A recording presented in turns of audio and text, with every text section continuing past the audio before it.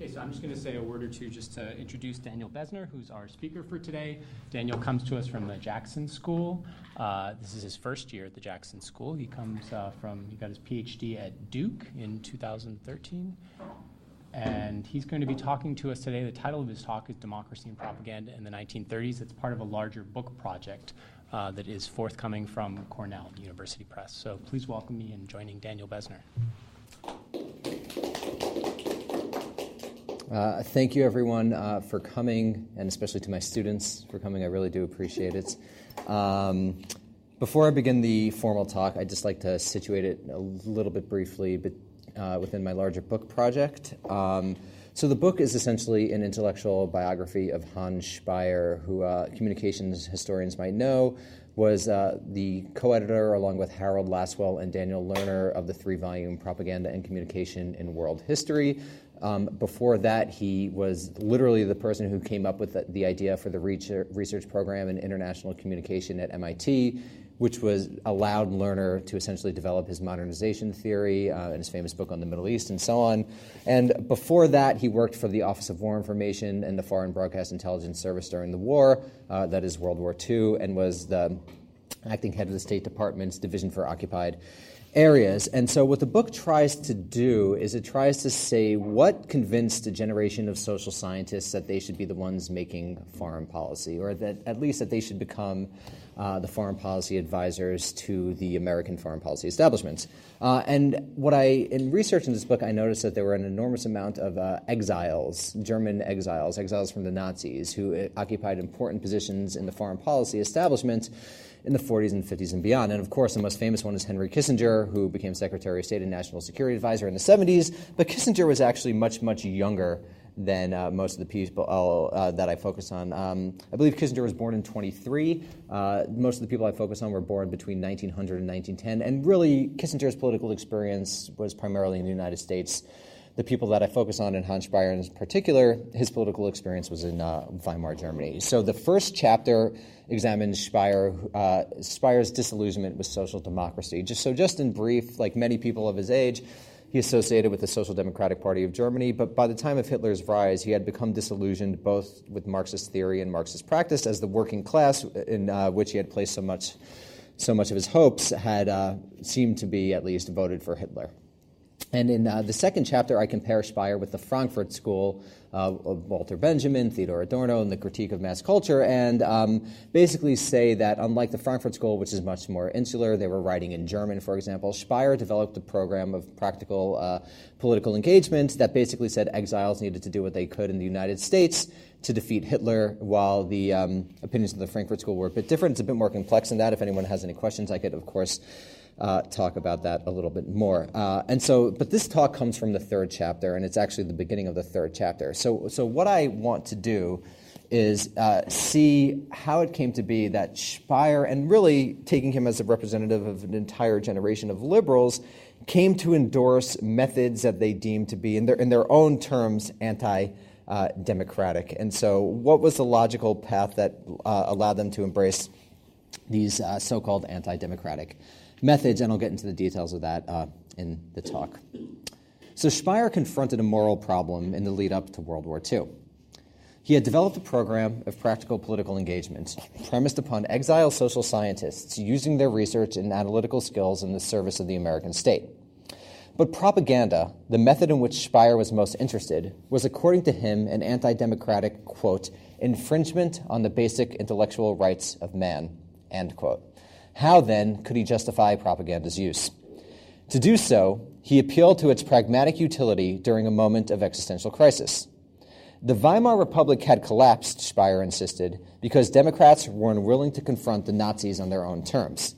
This mistake cannot be repeated in the American context, as in this situation, not only Germany, but the fate of Western civilization as a whole was at risk.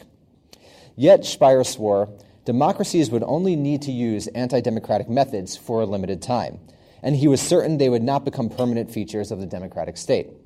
Indeed, Speier distinguished between democracies and autocracies by highlighting the latter's institutionalization of methods of social control. Institutionalization implied permanence, and Speier declared that democratic governments did not, quote, aim at subjugating men permanently. But in making this argument, Speyer opened an intellectual space within which elites could defend anti-democratic methods whenever they identified a crisis. Thus, if a crisis lasted for decades, as it did during the Cold War, elites could use Speyer's logic repeatedly to rationalize anti-democratic behavior. This was an intellectual trap Speyer did not recognize in the 1930s, but one that would become increasingly consequential in the 1940s and beyond. In the interwar United States, a crisis of democratic theory centered upon the question of public opinion defined liberal intellectual life. As their German counterparts confronted the problems of Marxism, American progressives, who began to call themselves liberals during World War I, debated whether it was wise for the public to guide policymaking. On one hand, a group of democratic optimists led by John Dewey asserted that programs of public enlightenment could create an informed mass constituency able to make intelligent decisions. On the other, democratic realists, whose most prominent representative was Walter Lippmann, argued that ordinary people lacked the mental capacity to serve as democratic sovereigns. Realists declared that for this reason, elites needed to direct public opinion with propaganda. It was through his participation in the Lippmann-Dewey debate that Speyer developed a democratic theory which argued that, for pragmatic reasons, it was morally acceptable to manipulate public opinion during moments of political crisis. Lippmann provided democratic realism with its theoretical foundations. In his 1922 Public Opinion, he argued that individuals understood the world through self-made fictions that engendered action but were often distorted.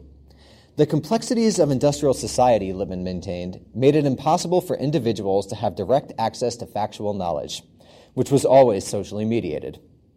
Modern technology had led social life to be dominated by, quote, pseudo-environments, which were representations of the environment which were in lesser or greater degree made by man himself, end quote. In Lippmann's opinion, citizens had neither the ability nor the opportunity to attain a, quote, knowledge of the world beyond their reach. Moreover, he believed, the human mind naturally altered information to confirm preconceived notions or stereotypes. Lippmann averred that these social facts made it easy for elites to use propaganda to quote-unquote manufacture consent, in his famous phrase, amongst ordinary people, an argument confirmed by his experience as a propagandist during World War I. He reasoned that the effortlessness with which people were manipulated made it necessary for American decision-makers to use mass media technologies to guide public opinion toward responsible ends. But a significant problem remained. Lippmann asserted that policymakers themselves were prone to make decisions without sufficient knowledge. To remedy this situation, he proposed that experts or social scientists, depending on the formulation, assume positions within the government where they would serve as guides who, quote, make the unseen facts intelligible to those who have to make the decisions. Similar to Dewey and other liberals, Lippmann endorsed the establishment of a scientific elite. Unlike Dewey, however, Lippmann's scientific elite enlightened other elites, not the public, as he claimed that the traditional progressive faith in education was a shibboleth. A variety of events in the early and mid-1920s, including the Red Scare, Prohibition, the reemergence of the Ku Klux Klan, the passing of the Immigration Act of 1924, and the Sacco and Vanzetti trial, compelled Lippmann to strengthen his anti-public position in his 1925 The Phantom Public. Lippmann here declared in no uncertain terms that ordinary Americans should have little influence on politics. He claimed that this was ethically acceptable because the majority of citizens found the government successful if, quote, it is producing a certain minimum of health, of decent housing, of material necessities, of education, of freedom, of pleasures, of beauty, end quote. Ironically, Lippmann warned, an ignorant public opinion free of elite guidance could prevent individuals from receiving these benefits. He therefore reached a procedural conclusion, declaring that the democratic citizens' purpose was to use elections only to determine who ruled them. By the mid-20s, Lippmann maintained that it was the tragic truth that, quote, the problems that vex democracy seem to be unmanageable by democratic methods. Social scientists from several disciplines lent Lippmann's anti-public opinion empirical weight. Freudian and behaviorist psychologists argued that unconscious or mechanical drives engendered action, which made it impossible for most people to engage in the rational analyses necessary to make wise decisions. At the same time, political scientists and sociologists' studies of voting behavior, as well as popular intelligence quotient tests, seemed to reveal that most people were irrational, emotional, and unintelligent. Coupled with Nazi and communist successes in Europe, social science research compelled American intellectuals like Harold Lasswell to worry that public opinion had the potential to bring autocrats to power. To stabilize American politics, Lasswell and his supporters asserted, a scientific elite needed to lead the nation. Together, democratic realists like Lippmann and Lasswell transformed the public from the subject to the object of democratic politics, replacing popular with elite democratic theory. In his 1927 The Public and Its Problems, Dewey, the United States' most famous progressive intellectual, firmly rejected the democratic realists' conclusions. He argued that public participation was a defining characteristic of democracy, and that any political theory that rejected it was anti-democratic. Dewey easily dismissed psychologists' conclusions by rejecting Freud's notion that subconscious impulses were insuperable and proclaiming that rational contemplation, not only mechanical action, defined human behavior. However, Lippmann, the political scientists, and the sociologists presented Dewey with more profound critiques. He in fact agreed with them that public opinion was, quote, volatile and easily manipulated. Yet, instead of abandoning the democratic project, Dewey insisted that it was liberals' duty to establish a society in which reality approximated democratic ideals. Dewey therefore endorsed a program of public enlightenment that centered upon improving the quote-unquote methods and conditions of debate, discussion, and persuasion in American society. He declared that social scientists must use the mass media to teach ordinary Americans to approach life scientifically, which would enable them to make wise decisions. Absent an articulate voice on the part of the masses, Dewey feared that an intellectual aristocracy of the type Lippmann proposed would transform democracy into oligarchy. He thus infused his democratic theory with content absent in the realists' procedural definition. Between 1927 and 1933, however, Dewey's optimistic vision of an enlightened participatory democracy was supplanted by democratic realists' pessimism. Several events, including the execution of Sacco and Vanzetti, the election of Herbert Hoover, the rise of Hitler, and ordinary Americans' unwillingness to challenge the capitalist system in the Depression's wake, led democratic realism to infuse the ranks of American elites. Liberal intellectuals of various stripes deemed Dewey's program utopian and approved the realist procedural understanding of democracy. The widespread embrace of democratic realism signified the rejection of the earlier progressive faith in public enlightenment and an endorsement of an elitism that defined liberalism for decades. Despite their opposite conclusions, however, Lippmann and Dewey both emphasized the centrality of propaganda to public opinion. Liberal intellectuals had been interested in propaganda since World War I, when many served in the Committee for Public Information or witnessed firsthand British propaganda's apparent ability to manipulate Americans to join the Allied cause. In the interwar years, discussions about propaganda permeated debates about democratic theory and became sites for liberals to discuss the relationship between intellectuals and the public. Indeed, it was through the propaganda debate that Speyer himself developed his own procedural democratic theory. Their experiences in Weimar Germany led many intellectual exiles to concern themselves with propaganda in the 1930s. Throughout Weimar's last years, the Social Democratic Party of Germany, or SPD, engaged in extensive propaganda campaigns designed to combat the Nazis and communists. Unlike the propaganda of their enemies, however, socialist propaganda was didactic, boring, and ineffective. In response to the SPD's ineffectual campaigns, young social democrats like Speyer endorsed a quote-unquote new-style propaganda which was based upon Nazi and communist models that attempted to manipulate people's emotions. Increasing desperation led the party leadership to embrace this new-style propaganda during the parliamentary elections of July 1932. In the run-up to the elections, party leaders called Nazi-esque mass rallies, led followers in vibrant sing-alongs, and used simple and powerful imagery and language in their propaganda materials. Though the SPD lost a significant portion of their seats in the elections, young socialists recognized in propaganda an important tool of political modernity. This opinion was underlined once Hitler assumed power, which many socialists, particularly those who, like Speyer, lived in Berlin, attributed to Joseph Goebbels' propaganda apparatus. Once in the United States, Speyer initiated a decade-long investigation of propaganda's role in modern society that culminated in his co-founding the Rockefeller Foundation-funded research project on totalitarian communication. Speyer initially endorsed the Deweyan position that propaganda was anathema to democracy.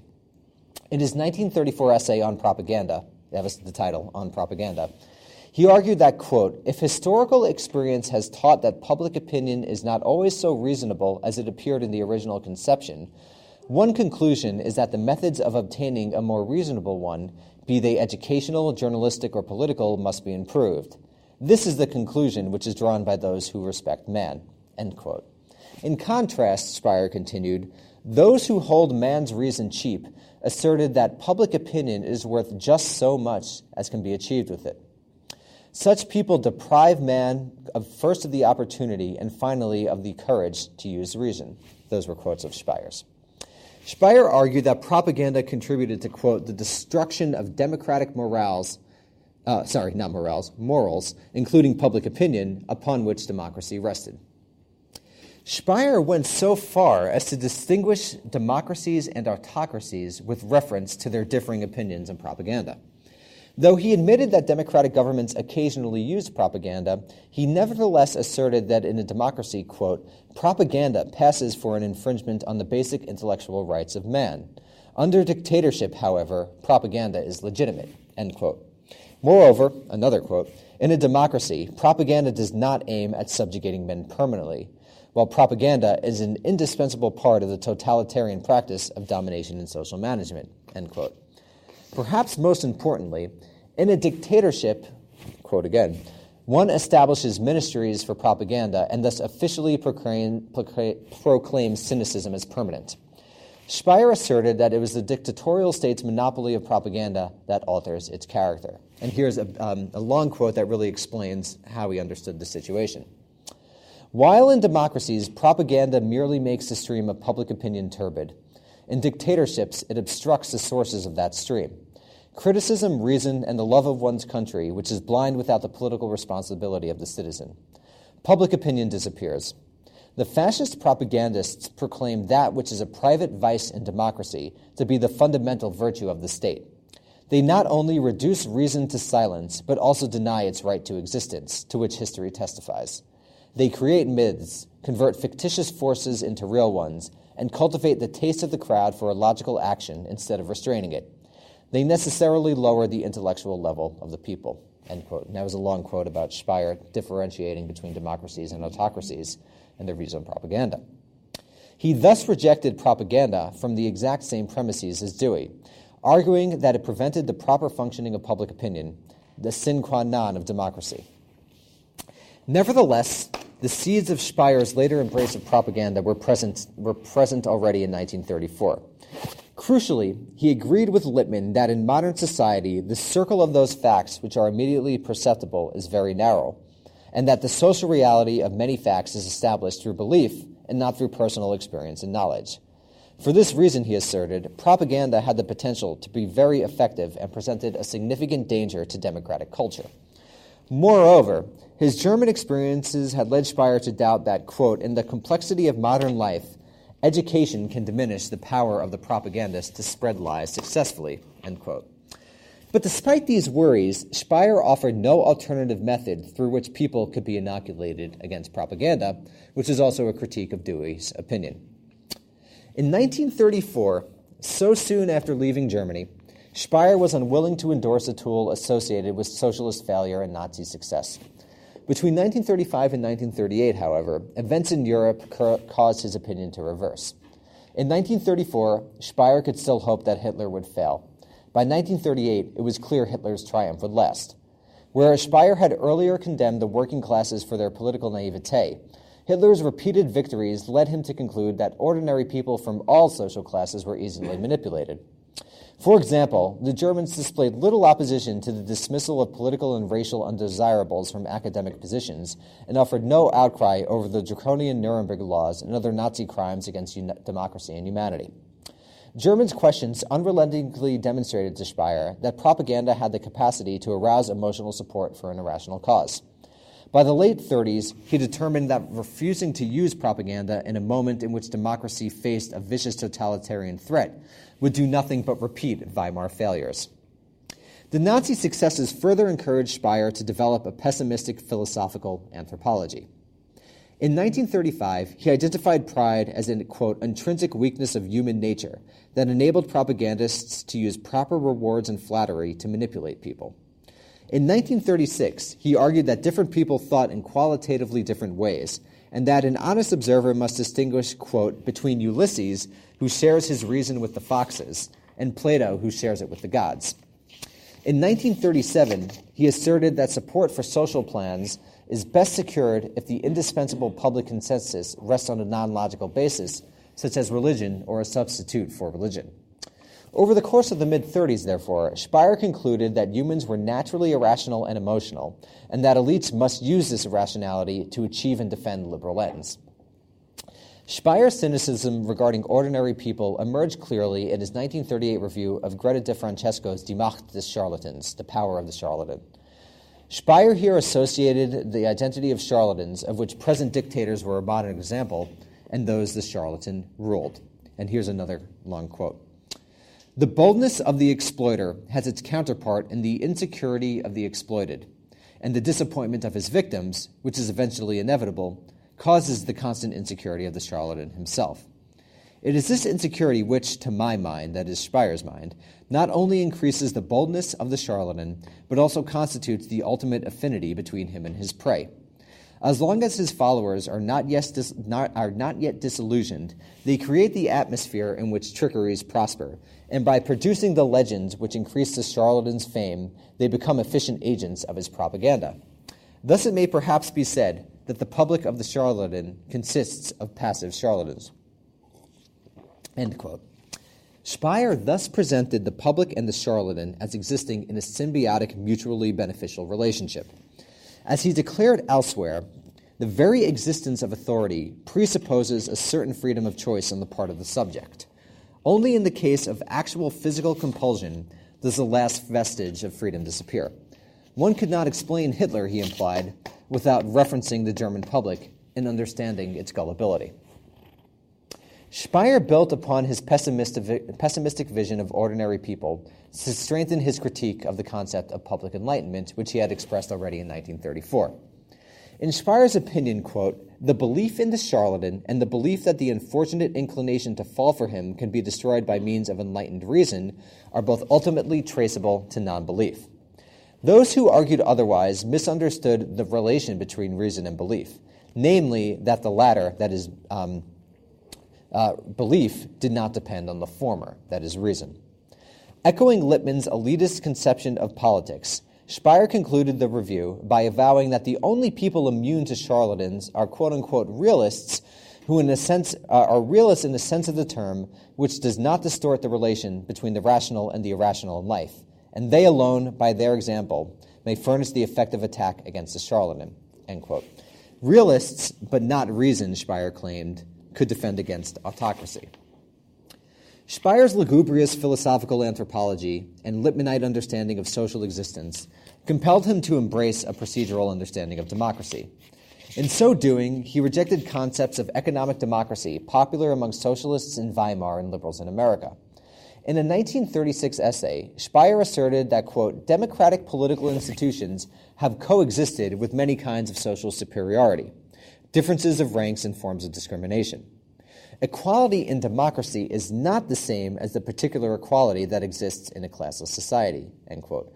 For him, the specific equality which resides in democracy was an equality of specifically political rights. Once political rights, such as the right to vote, were secure, democratic equality was achieved. Permeating Speyer's discussion of democracy was his fear of repeating Weimar's mistakes. He thus warned that the primary form of quote-unquote undemocratic political behavior against which Democrats must struggle was the eruption of discontent into what he termed partisan violence. To prevent violence, he recommended that propagandists promote a mutual respect for political rights amongst the public. Because Speyer viewed Hitler's rise as the result of pluralism gone awry, stability and consensus became for him the highest ideals of democracy. It was morally acceptable for elites to establish an anodyne polity through public manipulation, he asserted, as long as doing so prevented democracy's dissolution. Management of an irrational public that had the capacity to establish a totalitarian state became for Speyer a central task of the social scientist in a democracy. Speyer's studies of modern war in the 30s and 40s further bolstered his pragmatic embrace of propaganda. His basic theoretical premise was that contemporary war was uniquely total in character. Total war, he argued, has three distinct traits. Quote, 1, a particularly close interdependence between the armed forces and the productive forces of the nation, which necessitates large-scale government planning. 2, the extension of siege warfare enveloping the nation as a whole in both offensive and defensive actions. And 3, a general vilification of the enemy nation. End quote. Unlike wars before World War I, total wars were waged by the whole of society rather than the armed forces alone, making the distinction between combatants and non-combatants obsolete. Crucially, Speier maintained that total war was necessarily totalitarian war, in the sense that totalitarian regimes were the ones whose methods and ideology were most conducive to winning total war. In Speier's opinion, totalitarian states, which were undergirded by, quote, political beliefs so dear to the belligerents that they arouse a creating spirit, end quote, always pursued absolute wars designed to annihilate their enemies. Whereas in non-totalitarian societies, destructive energies are submerged and held in check. In totalitarian societies, they were given official and almost unctuous institutionalization. This institutionalization provided autocratic regimes with an advantage in a total war, in which not only soldiers but also civilians needed to be attacked. Speier built upon this reasoning to advocate for the democratic adoption of totalitarian methods, even if these methods violated liberal norms. He avowed that, quote, the character of a major war under modern social, economic, and technological conditions approaches the totalitarian type of war of the political organization of society. Democracies are not free to choose a limited war if their adversaries wage a total war. For this reason, democracies in modern wars will have to adopt dictatorial devices of political organization, at least for a time. Indeed, because the techniques of preparedness as they are being developed in the dictatorial countries today indicate at least the direction into which democracies will be forced to move when war comes, Speyer advised American officials to learn how to fight a total war by observing the Nazis, end quote. As he said, not the economics of preparedness, nor the propaganda of national honor, nor the regimentation of labor will remain an exclusive concern of dictatorship. They are of the substance of modern war. Propaganda was one such totalitarian tool that Speyer advocated democracies adopt. The realities of total war, he argued, made domestic propaganda necessary to keep morale high and thus ensure civilians provided supplies to soldiers without interruption. In total war, Speyer averred, the morale of the nation itself becomes of decisive military importance, and as he said, mines as well as cellars have to be made bomb-proof. Propaganda was therefore a concomitant, or rather an integral element of modern war as such, and democracies needed to embrace its use. Anticipating criticisms of this perspective, Speyer condemned liberals who maintained that democratic nations must fight a war more justly than their enemies. Quote, since man does not live in a utopia of liberal extraction, he insisted, it was the tragic reality that during an international crisis, Democrats, quote, do what they would not have to do in a perfect world, end quote. Though he admitted that propaganda was morally abhorrent, for example, he referred to its practice as the odious vocation of handling human attitudes, the ungentlemanly method of warfare, and a technique of mental violence, he nonetheless maintained that anti-propaganda moralism represented what he termed a fallacy of misplaced righteousness, that entailed an alienation of modern civilization from politics, and has ultimately led to an emancipation of politics from civilization. Liberal moralism, Speyer feared, allowed evil people to rule. And here's another quote of his. In the depths of his heart, a liberal cannot but conscientiously object to politics in general, since politics involves a liberal coercion and double-crossing. Men without conscience have thus been given a chance to rule, and they have seized upon it, using nothing but coercion and fraud, and extending their sway beyond national boundaries by the same means that brought them to power, end quote. Speyer never explicitly stated that such moralism led to Weimar's collapse, but the Republic's history permeated his entire oeuvre. Speyer would never again ignore an existential threat, and he was willing to make moral compromises to defend liberal democracy.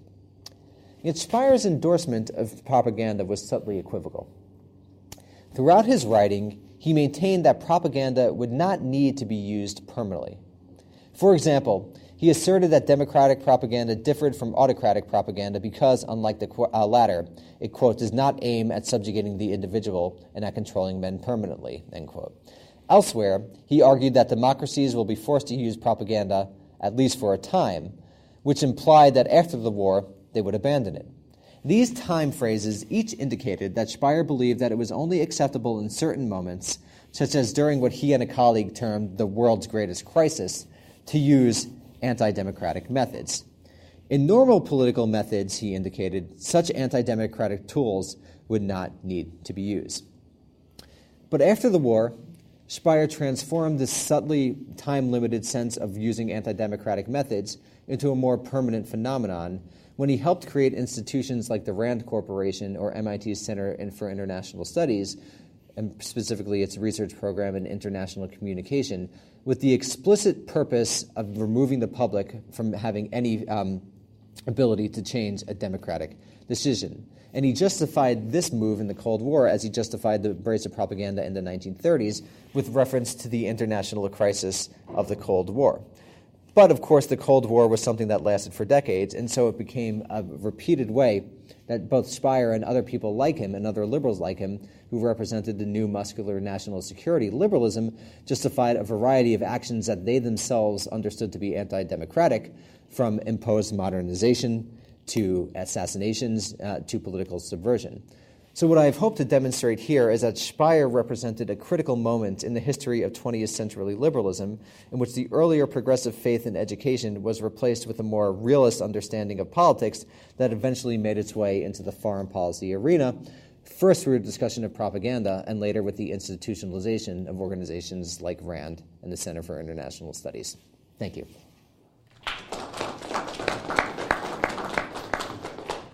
Okay, why don't we open it up for Q&A? Yeah. Thank you for your talk. Very enjoyable.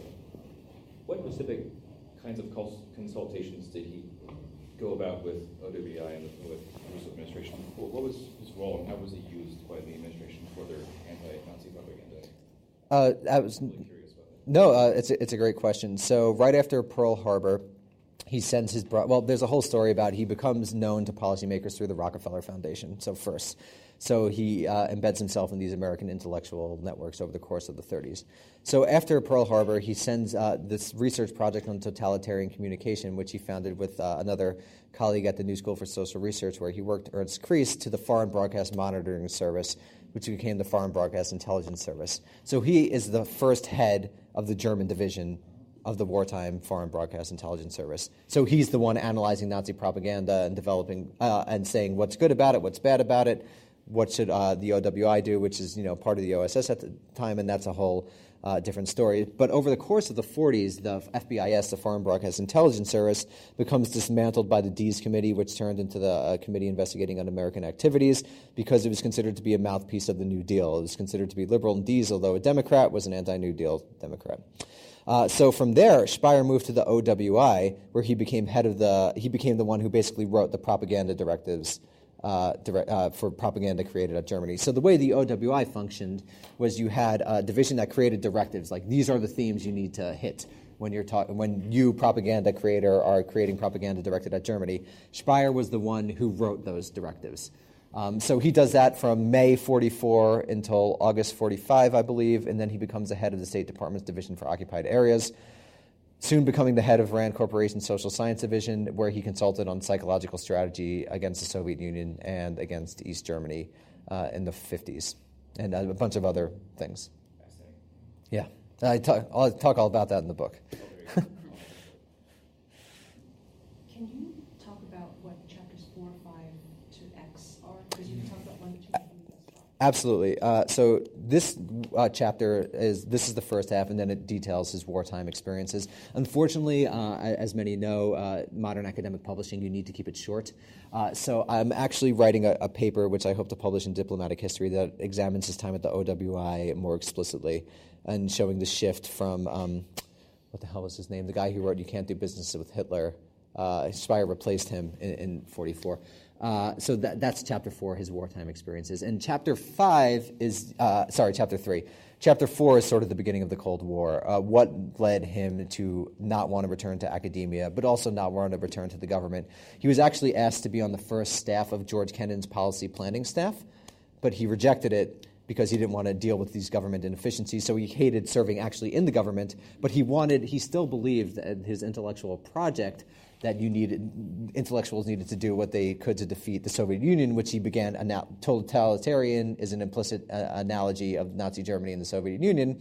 So he created these sort of interstitial institutions like RAND, which he hoped would be free of government interference, also free of public opinion, but would nevertheless allow intellectuals to bring their work to bear on foreign policy making. Of course, the reality proved far different, and RAND comes under extreme scrutiny later on, but that's a story for another time. And then it also discusses his embrace of a realist understanding of international politics. So an argument that I make, which is surprisingly, as far as I know, never been made, is that there's strong connections between this democratic realism in the 30s and the IR realism of the 50s. And so that both are based in a very pessimistic philosophical anthropology that takes man, and really human, not to be gendered about it, but man was in their phrase, to be fallen, and that you need to start from this incredibly pessimistic perspective that basically sees everything as ultimately a struggle for power and containing people. It's not just containment and containing the Soviet Union, it's containing these partisan energies. And that's connected, I think, to international realism as well. And that's what I talk about in the 4th chapter, also the starting of RAND. In the 5th chapter, it discusses the 50s and his basic consulting activities for the Psychological Strategy Board, the Operations Coordinating Board, I think that was the name, the OCB, I hope I didn't mangle it, and his consulting on the psychological strategy against the Soviet Union, psychological strategy against East Germany, and then most importantly, I think, is his creation of these institutions like RAND and the Center for International Studies, which helped create this think tank network, which has become so influential since 1947 in American politics. RAND is really the paradigmatic model for think tanks in the United States, and I suspect elsewhere, though I'm not sure. And that's the 5th chapter.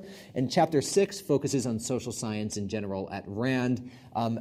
What I argue is, and especially I'm sure everyone here knows, is that the argument about social science after 1945 is that it was Americanized, that is, it became more scientistic. But in actuality, Speyer and Rand and the social science division at Rand represented a counter-tradition of social science that was much more qualitative and European and historical in focus. But people today, scholars especially, mostly know Rand for its economics and physics division. We know Herman Kahn, we know Ken Arrow, who basically developed game theory and its application to military strategy. But at the same time, Rand was a heterogeneous institution, and there was this whole qualitative strand of thought. And so that's what the 6th chapter examines, and particularly the development of the political simulation. The very basic thing where I'm going to play the red team, you're going to play the blue team. Speyer and another sociologist, Herbert Goldhammer, developed it.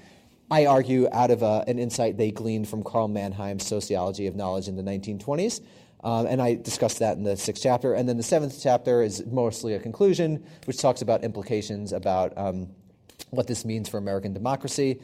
And I'm thinking that through, but I think we need experts, but we need them to be accountable. You can't just have the Iraq War and then go have a show on Fox News. There needs to be real accountability, otherwise the structure of expertise doesn't work. And that's where I'm leaning toward, though I haven't worked all those ideas out. Hi, thanks. I'm visiting here from UC San Diego. My name is Monica Sango-Jones. Just wanted to introduce myself. Thanks a lot for your talk. I wanted to pick up on the last part that you were explaining about kind of the legacies or implications. While you were speaking, I couldn't help but kind of play the thought game of what would Speyer say today about the current state of democracy and the use of propaganda or other tools that have been developed since, such as like the PRISM project. Kind of how have you thought about that, or what would you speculate in? No, I've thought about that a lot, and I think that's what got me interested in this project. It's interesting, a generation of historians didn't study the state as much, but after 9/11, everyone became interested in the state because it turns out the state does have power.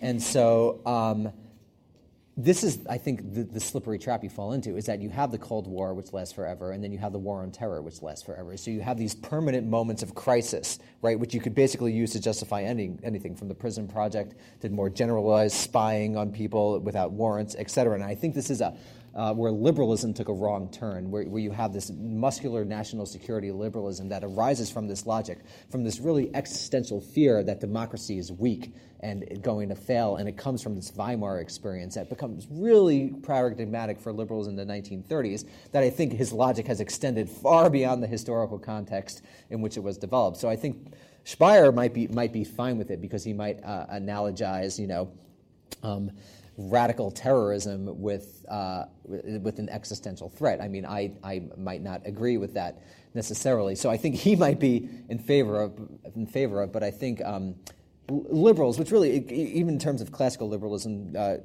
conservative, what we would today call conservatives, and as well people on the right and left wings, need to consider how the reconfiguring the relationship between democracy and security and taking it in its real light. I don't think democracy is as weak as certain policies imply.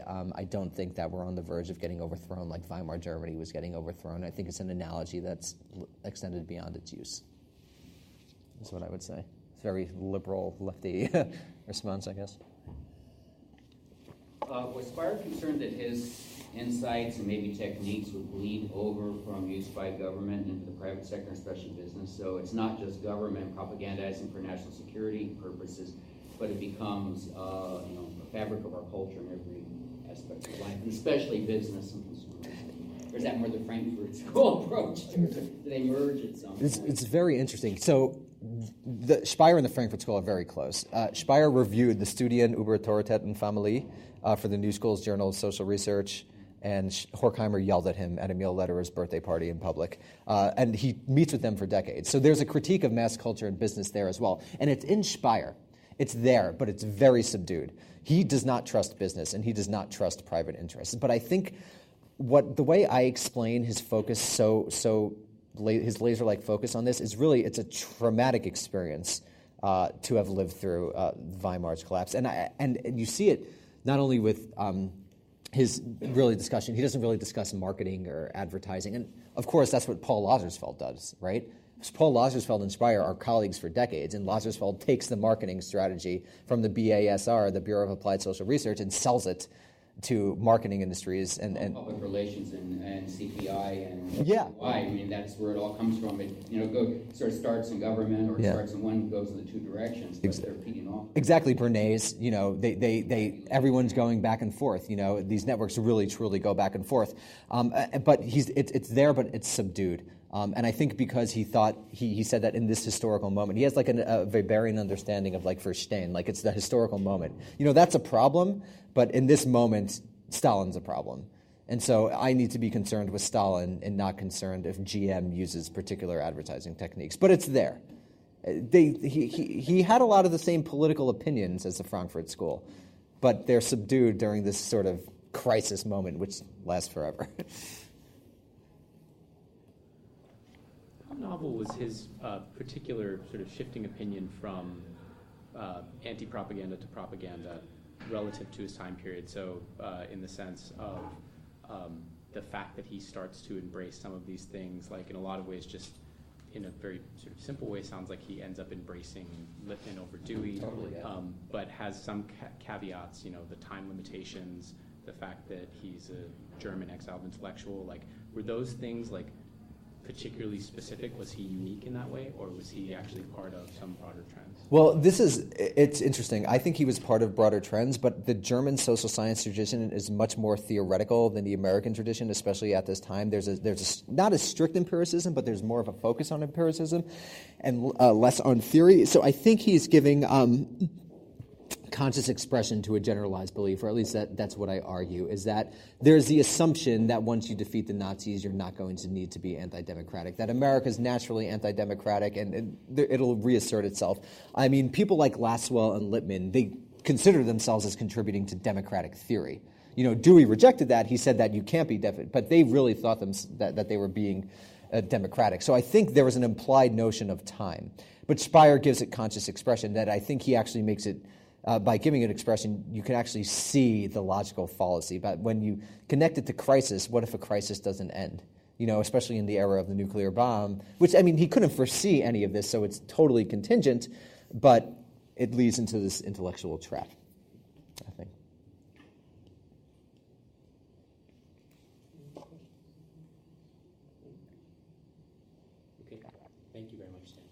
No problem. Thank you for having me.